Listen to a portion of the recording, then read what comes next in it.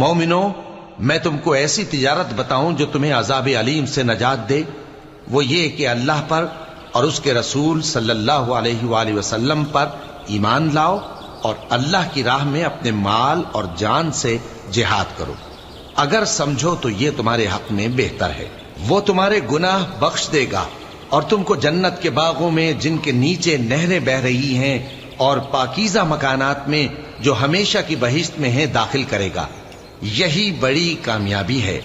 اور ایک اور چیز جس کو تم بہت چاہتے ہو، یعنی تمہیں اللہ کی طرف سے غلبہ نصیب ہوگا اور فتح عنقریب ہوگی، اور مومنوں کو اس کی خوشخبری سنا دو۔ مومنوں، اللہ کے مددگار ہو جاؤ، جیسے عیسیٰ ابن مریم نے حواریوں سے کہا تھا کہ بھلا کون ہے جو اللہ کی طرف بلانے میں میرے مددگار ہوں؟ حواریوں نے کہا کہ ہم اللہ کے مددگار ہیں۔ سو بنی اسرائیل میں سے ایک گروہ تو ایمان لے آیا،